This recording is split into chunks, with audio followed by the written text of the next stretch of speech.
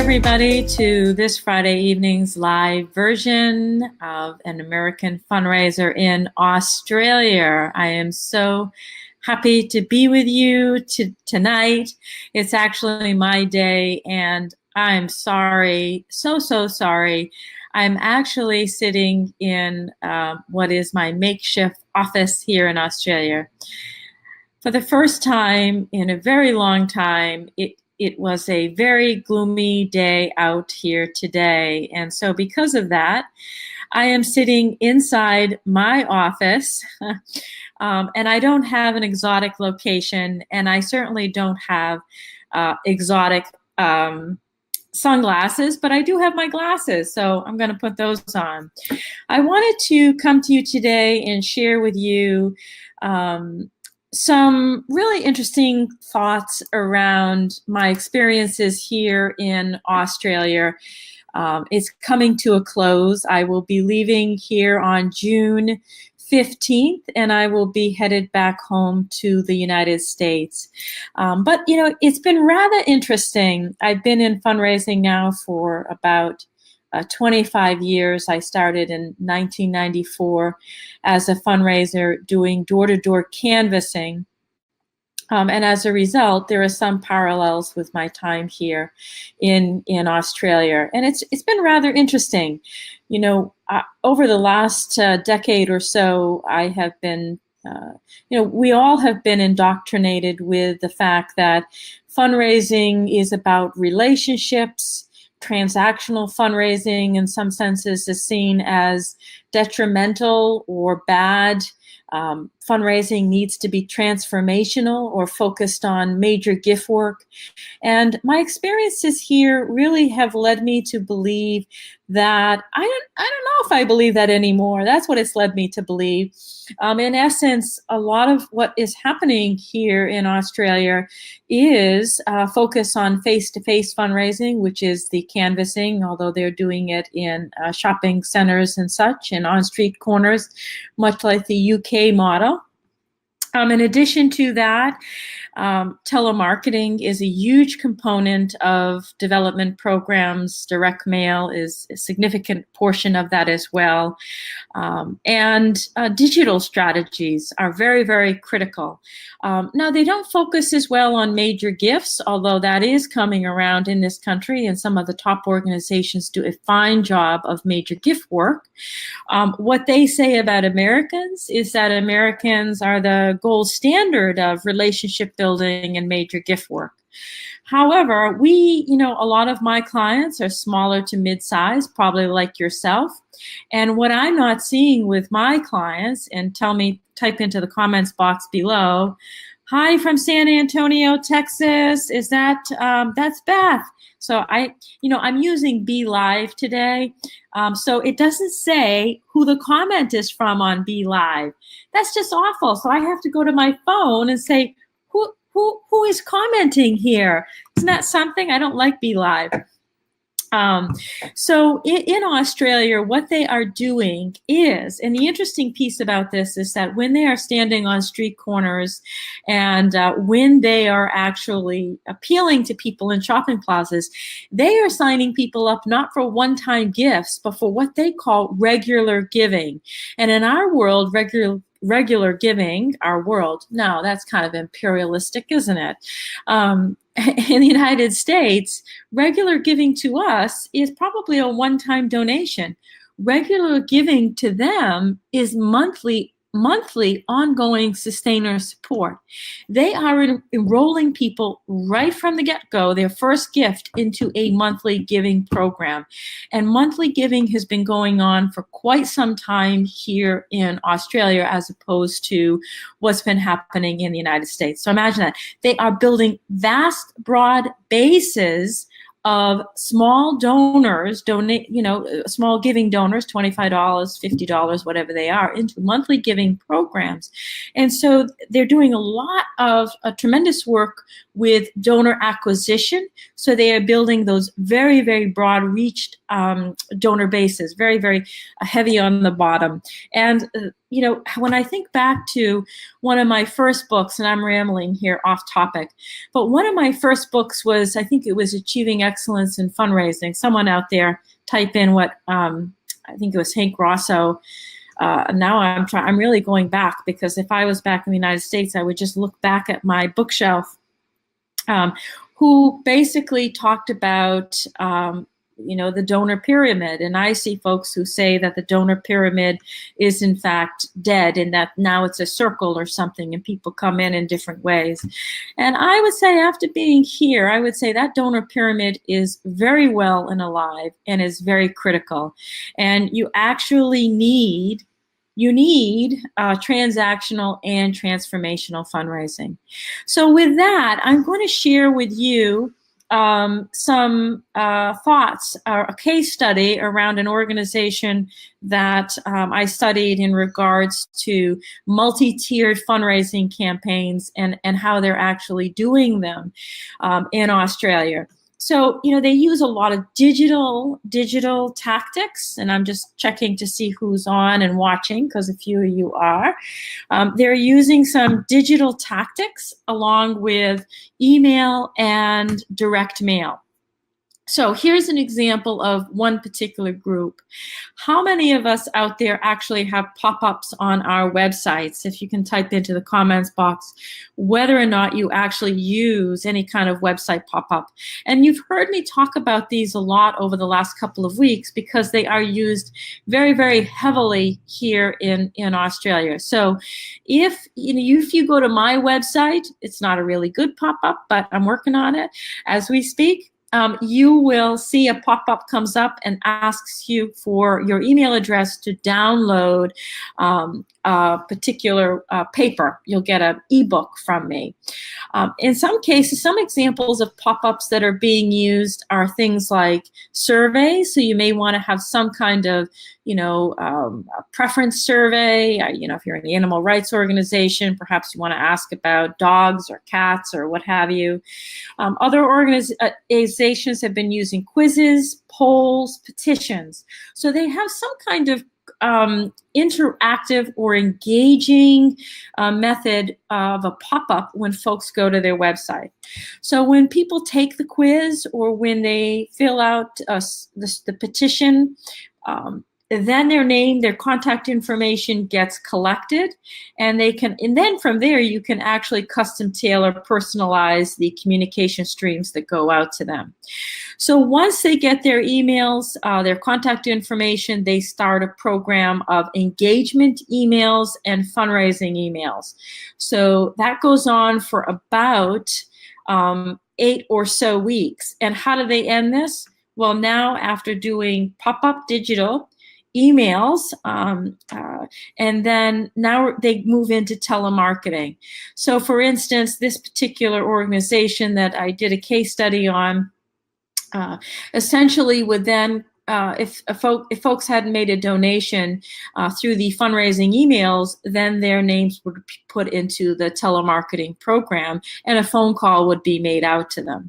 So that whole process, from when someone starts a poll, takes a survey through the website pop-up, and then actually gets into a series of engagement and fundraising emails. And then those that don't give through the fundraising emails get pulled into a telemarketing program. That is an 8-week stretch of time. That's from start to finish. Now, this particular case study, the question, in fact, was, what do you do for all those people who do take the survey, do take the poll that pops up? You get their contact information, and they do not give. So they've been through the engagement series and the fundraising email series, and they've been through the telemarketing program, and yet they still have not made a contribution. So what this particular group did is that they didn't give up. They decided that, in fact, they were going to create a feeling of community within this particular segment of non-donors that responded. And how did they do that? Well, they started what they call here are really essentially donor journey experiences. And so basically they would put them into a stream of communication. They didn't just give up on them. They put them into a stream of communications that basically they received an e-newsletter, they received existing communications that were going on, they received any fundraising appeals, so they were not ignored. So all those other folks who did not give were put into some kind of engagement series, but they were not ignored. And so what they did find is that they did a secondary phone campaign about 1 year later to all the folks who had not given during the first 8 weeks and who had gone through this donor journey series of engagement, emails, and mail. And they reached out to them a year later, and they were able to, by telephone, they were able to convert a lot of them to actual making gifts. So, so very interesting how running these multi-tiered campaigns can be done. You know, a few weeks ago, well, actually a few weeks ago, it was in April now, I shared with you on one of my first lives how a group did a multi-tiered campaign and how they used both digital, email, and direct mail. Now, the thing about this is that, you know, what we find are that these multi-tiered campaigns are helping to do donor acquisition and building these broad base of regular givers, as we're saying, monthly givers here. You know, I shared with one of my associates a case study from a campaign done here in regards to matching gifts. And I may have shared this with you in the past, but rather successfully, they appealed to some major donors to obtain matching gifts. And what they did with those matching gifts is that they did a pop-up on their website that said, donate now, monthly giver, donate once, or donate later. And so, of course, they got the folks who donated monthly and the folks who donated now, and they have all their contact information. And then for those that they said donated later or would want to donate later, they had their information. So they did not announce the matching gift until 2 weeks until the campaign was going to end. And that really provided some very, very strong urgency. So they actually went back to those that had made contributions, meaning those who had given monthly gifts and one-time gifts, and appealed to them for a secondary gift towards this now announced match. And then they went back to those that had said they would donate later and appeal to them for their first time gift using the match kind of as the impetus to making that gift. So you see how all of these strategies are being combined and used here in Australia. It's been just a lovely experience. I will be back later on this year to actually meet with some more folks and learn more about how fund development is being done here in Australia and how they are building those broad bases. Again, you know, I highly recommend now and say transactional. You'll see it in the Facebook group. I was a big proponent that said, no, you don't want to do special events. You don't want to do any of these transactional things. We want to focus on transformation and building relationships. And yes, we do need to focus on transformation and building relationships. However, let's not throw the baby out with the bathwater. Let's face it, we still need transactional ways in order to get and acquire new donors. And I think that's been the biggest learning lesson for me. As a fundraiser, I started out canvassing door to door, like face-to-face fundraising, like these folks are still doing. How many of us remember door-to-door canvasses, and how many of us see them these days except from the big international organizations? folks in the UK and Australia, they are still going door to door. They're still sitting in shopping plazas and they're on street corners. And they're still getting they're building these strong donor bases through somewhat very transactional methods. The question that I say is, how can we use those transactional methods to then begin to develop and deepen the relationship through what they call the donor journey? And so moving them up the gift pyramid through, again, digital and personalized segmentation and approaches, and then moving them eventually into the transformative major gifts. So I'm going to declare that the donor pyramid is not, in fact, dead. It's still very much alive and still very much a very important, vital part of fundraising. And I don't think that we should forget the need for having very broad-based donor bases and focus on acquisition, retention, upgrades, and the number of gifts per year as what I call the key metrics of a healthy development program. So I hope that over the last 2 months, through my experiences here in Australia, I hope that I have been able to share with you some of my learnings that I have gathered, and the differences and some similarities with Australian fundraising and fundraising that's done in the United States. I thought I was going to be coming to you live next Saturday, but actually I'm going to be on a jet plane. I'm going to be on a jet plane and I'm flying back to the United States. And I'll tell you this, Australia is beautiful. It's wonderful. It really is paradise. But when you're working on East Coast time, I have to say, I work mostly in the middle of the night. I've been up since about 12:30 this morning, and I've just gotten darn cranky being here. So I look forward to being back on the East Coast in the United States, where I will be coming live to you, hopefully, from another day and another time. Preferably it looks like Tuesday, sometime during the day is when I will be switching to my Facebook Lives. And please feel free to fill out that poll if you haven't already, because Friday nights, who wants to listen to me on a Friday night? It's actually my Saturday morning. But I will be back shortly thereafter. I'll be actually flying home next Saturday to the East Coast, the Boston area.